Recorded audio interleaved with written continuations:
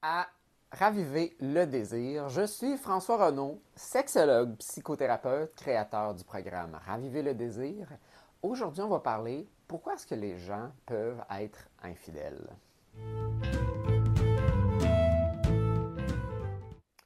Donc, bienvenue. Comme d'habitude, vous pouvez nous contacter, nous donner des commentaires, des sujets que vous aimeriez qu'on aborde en écrivant à info@lesexologue.ca ou en allant sur notre site, aller voir nos ressources, lesexologue.ca. On a des blogs, on a des programmes, on a des vidéos, on a des podcasts, on a des vidéos sur YouTube et plusieurs entrevues médiatiques que vous pouvez aller consulter sur une panoplie de différents sujets sur la sexualité. Donc, le sujet d'aujourd'hui, en fait, vient une de nos auditrices qui voulait garder l'anonymat, voulait en fait que je parle de l'infidélité. Donc, il n'y avait pas un angle particulier et je pensais peut-être faire plusieurs, en fait, segments sur l'infidélité parce que c'est un sujet qui est quand même assez complexe, qui a touché probablement plusieurs personnes de proche et de loin. On a probablement tous quelqu'un qui a vécu dans un entourage ou qu'on a vécu ou qu'on a été soi-même infidèle dans une relation. Et donc, j'aimerais aujourd'hui parler du segment peut-être plus de pourquoi les gens, en fait, sont infidèles. C'est une des premières questions que les gens vont se poser quand, justement, ils ont été trompés. Ils veulent savoir, mais c'est quoi qui a poussé l'autre? Qu'est-ce qui a justifié? Qu'est-ce qui a expliqué l'autre à avoir une infidélité? Mais avant qu'on parle peut-être de pourquoi, il faut aussi regarder, mais quelles sont les limites? Où commence l'infidélité? Où elle n'est pas là? Tout dépendant du couple. Donc, on parle de plus en plus, il y a des couples monogames, il y a des couples non monogames, et dans chacun de ces statuts relationnels-là, il peut avoir de l'infidélité. Donc, dans les couples monogames, on considère généralement qu'on a le droit d'avoir un partenaire. Et puis, si on a des activités avec une autre personne, bien, ça serait considéré de l'infidélité. Quels sont clairement ces comportements-là? Généralement, sont moins définis parfois dans les couples monogames, parfois sont très explicitement expliqués, dits, et même la conséquence qui vient avec franchir cette limite-là. Il y a certaines choses parfois qui sont plus floues, mais généralement, les gens qui sont monogames vont considérer que, par exemple, embrasser quelqu'un d'autre, créer un contact avec quelqu'un d'autre, avoir des relations sexuelles avec quelqu'un d'autre ou des sentiments amoureux pour quelqu'un d'autre, devient une forme d'infidélité. Dans les couples monogames, non monogames, ce sont les gens qui vont généralement discuter quand même très précisément de quelles limites il ne faut pas franchir, où est-ce qu'on est à l'aise. Et il y a une certaine flexibilité, malléabilité en fait, avec cette limite-là où on peut la rediscuter, on peut redéfinir en fait cette limite-là de façon régulière ou spontanée ou selon en fait l'évolution de la non-monogamie. Mais dans tous les cas, même si la règle ou les règles ou le contrat, l'entente a été fait de façon explicite ou implicite, quand il y a infidélité, généralement la personne qui a été infidèle, elle sait qu'elle franchit une limite. Et la raison pourquoi cette personne-là sait qu'elle franchit une limite, c'est que généralement, elle ne va pas exposer, dévoiler qu'elle a franchi cette limite-là. Elle va la cacher. Et donc, le simple fait justement de comprendre que je ne dois pas partager certaines informations avec mon ou ma partenaire parce que ça va susciter de la jalousie ou parce qu'on va potentiellement m'accuser d'infidélité, déjà là, je le sais que j'ai franchi quelque chose. Et c'est justement franchir cette limite-là qu'on a besoin de justifier. Donc, quand on voit la limite, donc on est dans une interaction avec une autre personne, on sent qu'on va peut-être l'embrasser, il y a peut-être une relation sexuelle qui s'en vient, on est peut-être en train de flirter, on sait que si je passe ce cap-là, que ce soit de séduire l'autre, d'embrasser l'autre, de toucher l'autre, de caresser l'autre, d'avoir une relation sexuelle avec l'autre, je le sais qu'une fois que j'ai fait ça, il ne faut pas que je dise à mon partenaire. Mais pour que je puisse franchir cette limite-là, je dois être capable de me le justifier. Je dois être capable de me dire, j'accepte que je vais avoir un comportement qui va avoir des conséquences s'il est dévoilé. Nul ne peut prétendre qu'on ne connaissait pas en fait les conséquences ou qu'il y ait à voir qu'il aurait des conséquences négatives quand on allait franchir ça. Donc, pour ceux qui me suivent depuis un certain temps, j'ai beaucoup parlé de mind mapping. Rapidement, je fais un petit topo. Le mind mapping, c'est notre capacité à analyser les impacts de nos comportements. Chaque comportement qu'on a a des conséquences positives et ou négatives et on est constamment en train de déterminer si je fais A, il va avoir potentiellement les conséquences X, Y, Z. Si je fais B, il va avoir les conséquences J, K, L. Parfois, on ne va pas nécessairement déterminer exactement toutes les conséquences que ça va potentiellement avoir, mais on a généralement une bonne idée. Et quand on franchit une limite comme de passer de la fidélité à l'infidélité, on le sait très bien qu'on est dans une forme de trahison, qu'on va blesser notre partenaire, qu'elle ou lui risque d'être en colère, qu'on risque potentiellement de mettre fin aussi à notre relation ou de casser quelque chose dans la relation, dans la confiance. Et donc, quand on fait ce pas-là pour aller de l'avant, il faut être capable de le justifier. Donc, quelles sont ces justifications-là?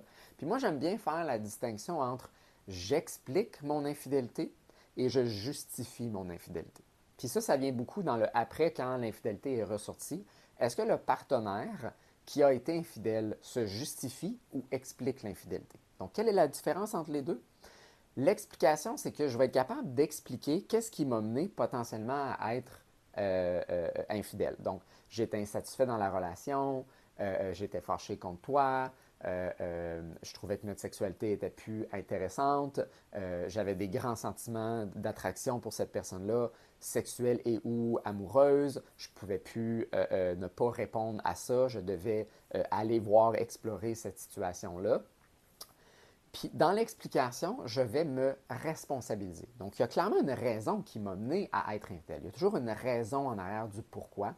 Puis généralement, la personne qui a été infidèle, elle le sait. Parfois, par contre, elle ne veut pas dévoiler la raison parce que ça ne nous met pas nécessairement toujours dans une bonne lumière, en fait. Ça démontre parfois des côtés plus peut-être égoïstes, voire parfois de vengeance en arrière, ou qu'on n'a pas nécessairement on a pris en considération les impacts, mais on n'était pas concerné en fait par les impacts, ou du moins on était prêt à prendre ce risque-là, qui généralement va impacter les autres plus que soi-même. Tandis que dans la justification, la personne va plus avoir tendance à justement se justifier. Donc, elle va se déresponsabiliser dans l'explication, le raisonnement qu'elle donne. Donc, ben, parce qu'on n'avait pas de sexe, je n'avais pas le choix d'avoir du sexe avec quelqu'un d'autre.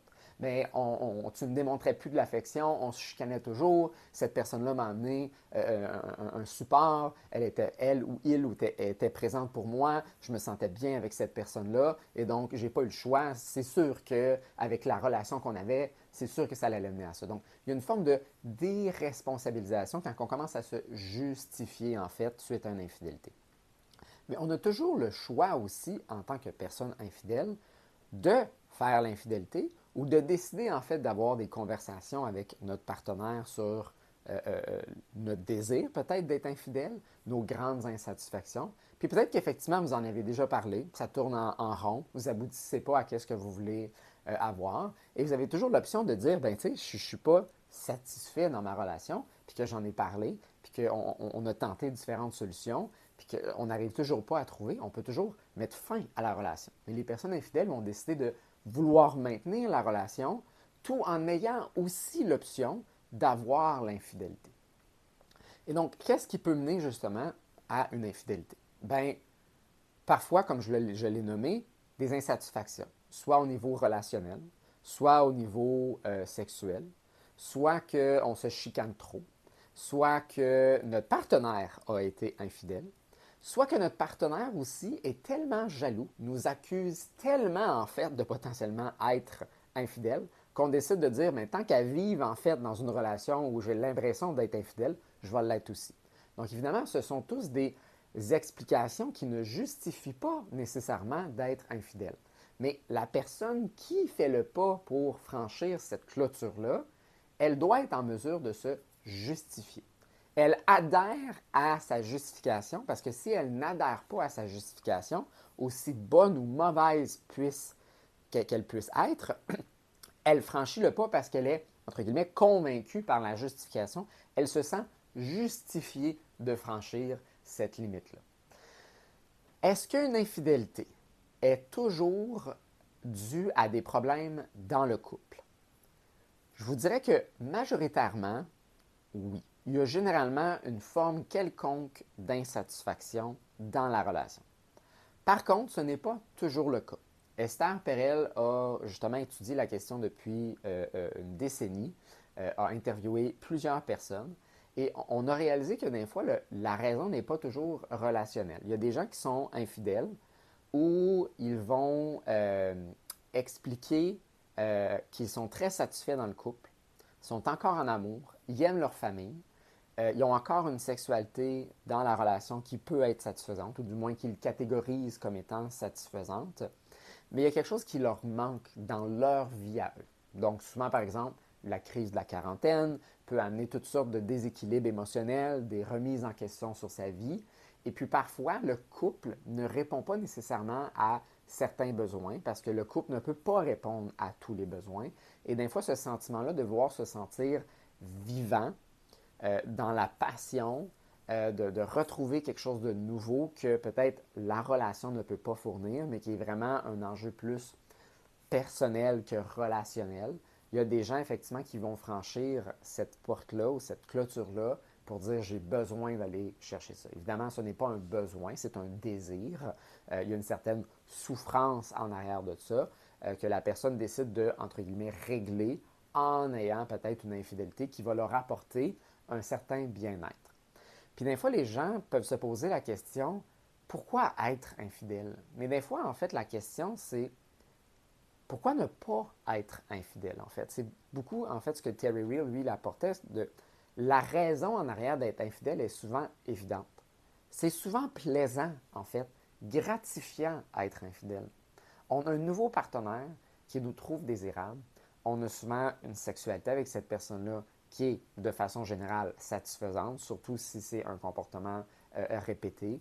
Donc, on va chercher nécessairement un bien-être à travers de l'infidélité. On vient souvent répondre à un désir ou on vient combler des insatisfactions qu'il y avait en quelque part dans notre vie, dans notre couple, au travail, peu importe, et que ça vient susciter un élan, une motivation, une attraction à sauter la clôture.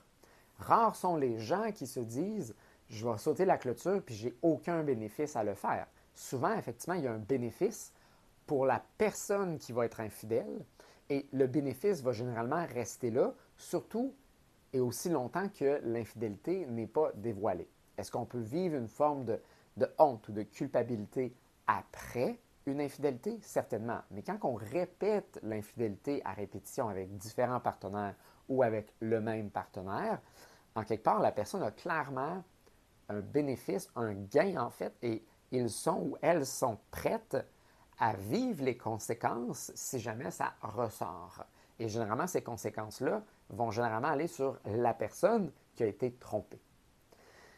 Et c'est là que ça nous amène un peu à nos deux choix, si vous voulez, que les gens, des fois, ont de la misère à admettre quand ils ont été infidèles et que les gens qui se sont fait tromper ont aussi de la misère à vraiment intégrer au niveau même neurologique cette explication-là.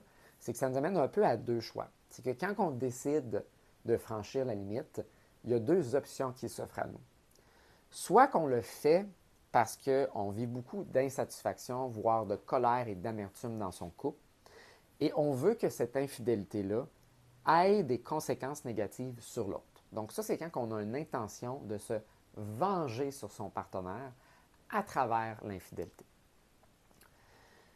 Généralement, ces gens-là sont peu discrets dans leur infidélité parce qu'ils veulent être, entre guillemets, découverts.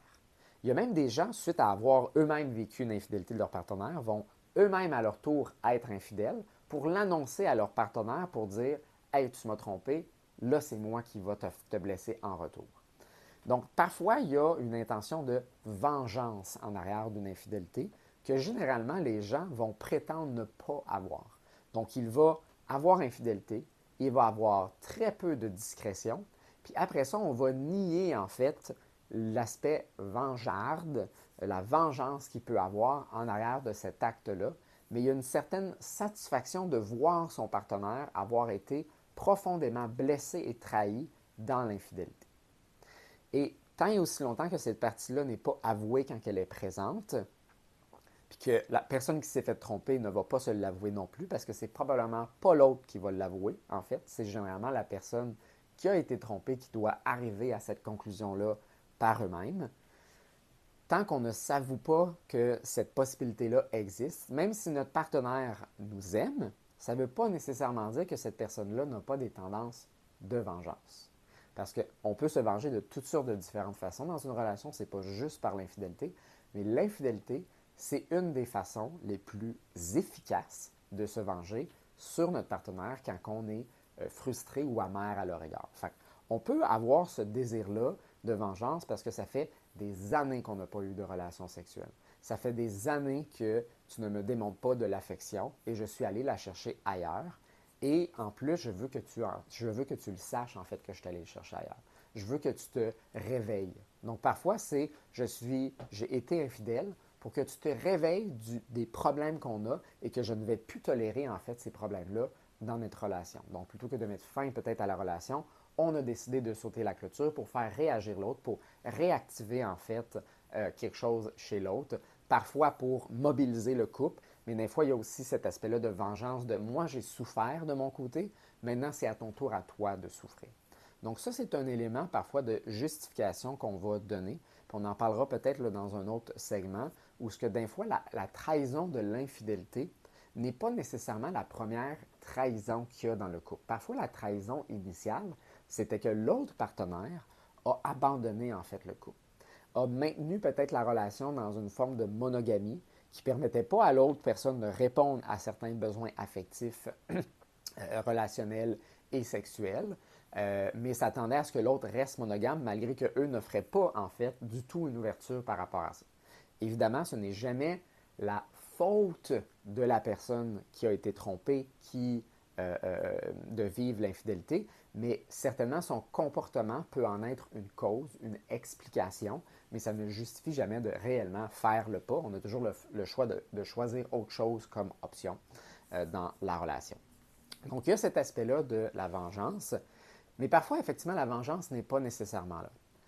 Par contre, l'autre option, c'est je suis au courant des impacts négatifs que cette infidélité-là va avoir, et donc c'est pour ça que je la cache. Donc, je vais être dans le mensonge, je vais être dans le manque de transparence pour que justement je puisse bénéficier de l'infidélité de cette relation-là extra-conjugale. Je ne vais pas le dire à mon autre partenaire, mais je le sais que si ça finit par sortir, il va avoir des conséquences. Sinon, je n'aurais pas masqué, en fait, mes va-et-vient de la maison, de faire semblant que le texto que j'ai reçu venait de Johnny plutôt que de Stéphanie, que finalement j'arrivais plus tard du travail, pas parce que j'avais des relations sexuelles avec Steve, mais qu'en réalité, je ne travaillais pas vraiment. Donc, il y a toutes sortes de façons qu'on va camoufler, en fait, l'infidélité. Et le fait que je le camoufle, ça veut dire que je le sais qu'elle allait avoir des conséquences. Donc, prétendre de ne pas savoir que l'infidélité allait avoir des conséquences ou qu'on ne savait pas que qu'est-ce qu'on faisait est infidèle, aussitôt que la personne a caché de l'information, on sait ici qu'il y a une forme de trahison et il y a une forme d'évitement des conséquences qu'on va potentiellement vivre. Et donc, en arrière de cette deuxième option-là, c'est que je suis prêt aussi à vivre avec les conséquences. Le dommage collatéral que mon infidélité va avoir, je suis assez à l'aise que l'autre va vivre ces conséquences-là. Que la confiance entre moi et ma partenaire va être brisée. Que l'autre va se sentir trahi. Que l'autre ne me fera plus confiance. Que l'autre va devenir peut-être potentiellement très jaloux ou jalouse. Je mets en péril potentiellement de la relation et de créer une rupture, de briser une famille si on a des enfants, de créer une situation très complexe parce qu'au niveau financier, économique, le fait d'avoir une famille, une maison, etc., complique justement la rupture. Et donc peut-être que je le sais que l'autre ne me quittera pas.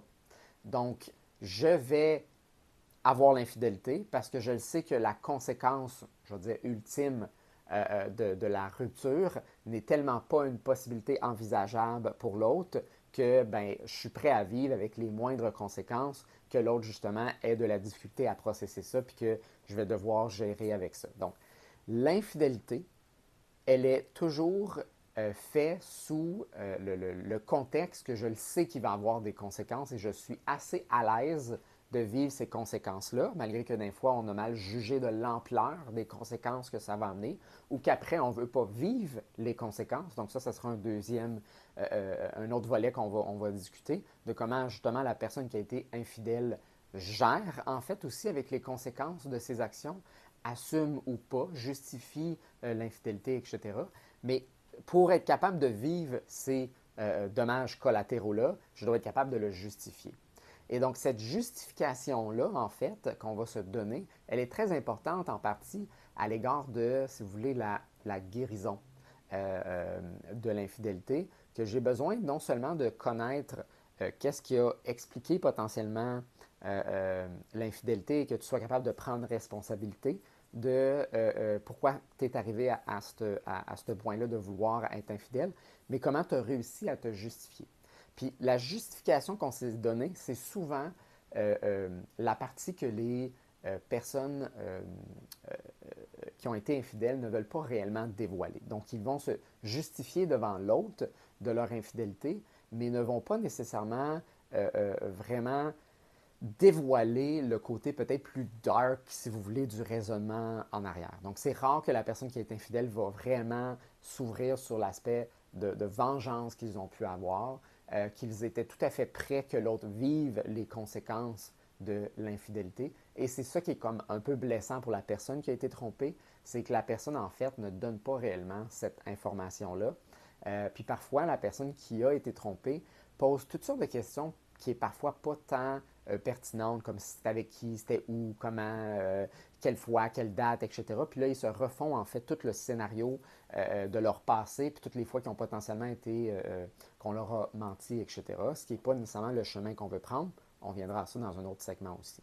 Donc, ce que je veux amener là, dans ce podcast-là aujourd'hui, c'est vraiment de regarder qu'est-ce qui a justifié, quelles sont les deux options de vengeance ou de dommages collatéraux, et que si vous êtes la personne qui a été en fait infidèle, nier qu'il y a eu une vengeance et vouloir juste dire qu'on était prêt à vivre avec les dommages collatéraux n'est pas à votre service. Donc, si vous avez été la personne infidèle, je vous propose, malgré que ça semble être contre-productif, que pour vraiment passer à autre chose et vous voulez vraiment guérir l'infidélité et processer cette chose-là dans votre relation, c'est être le plus transparent possible avec qu'est-ce qui vous a amené à ça, de prendre vos responsabilités, d'assumer que c'était un choix, que ce n'était pas impulsif, que vous vous êtes laissé aller puis vous n'avez pas réalisé. Vous avez fait un choix quand vous avez embrassé, touché, flirté, couché avec cette personne-là, même si vous étiez sous l'effet de l'alcool. Peut-être l'alcool vous a désinhibé, mais vous avez quand même choisi, dans un état d'ébriété, d'aller de l'avant et être infidèle. Et l'utilisation de drogue ou d'alcool n'est pas une justification pour franchir une limite. Et tant et aussi longtemps que vous continuez à vous justifier, plutôt que de vous expliquer et d'assumer réellement les parties peut-être égoïstes ou de vengeance que vous avez pu avoir, vous n'allez pas aider en fait la relation, vous n'allez pas aider à construire une confiance. Parce qu'une personne qui s'est fait tromper avec quelqu'un qui continue à manquer de transparence ne démontre pas que vous êtes digne de confiance. Et donc, pour retrouver la confiance dans la relation, il faut être pleinement transparent. Et si vous donnez de l'information au compte-gouttes, que vous refusez de discuter de l'infidélité, des détails importants qu'il faut avoir par rapport à ça, vous êtes en train de démontrer, oui, c'est ça, vous êtes en train de démontrer que vous n'êtes encore pas transparent. Et donc, comment voulez-vous exiger que la personne vous refasse confiance si vous continuez à manquer de transparence, mais que vous voulez qu'on vous fasse confiance? C'est un paradoxe dans lequel, si vous vous situez, vous n'allez jamais vous en sortir. Mais parfois, ça a l'air tellement contre-productif d'avouer réellement tout ce qu'il y a en arrière de l'infidélité que ça va mener en fait à peut-être la rupture ou empirer la situation. Mais généralement, c'est le contraire. Parce que tant et aussi longtemps qu'on n'a pas les vraies réponses, honnêtes, transparentes, intègres, authentiques, vous allez rester dans « je ne peux pas te faire confiance ». Parce que tu n'es pas digne de confiance si tu continues à camoufler, cacher, mentir sur certains aspects de l'infidélité.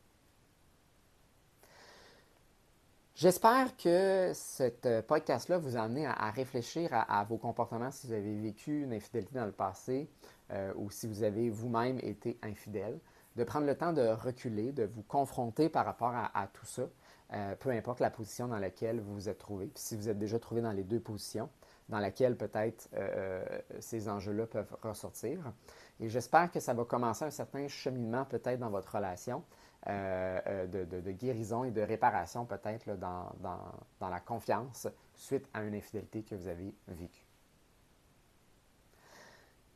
Vous avez écouté le podcast Raviver le désir sexuel. Je suis François Renaud, sexologue et psychothérapeute, créateur du programme Raviver le désir. Vous avez des commentaires, des questions, des sujets à nous proposer pour le podcast. N'hésitez pas à nous écrire à info@lesexologue.ca ou allez voir notre site internet lesexologue.ca. À la prochaine!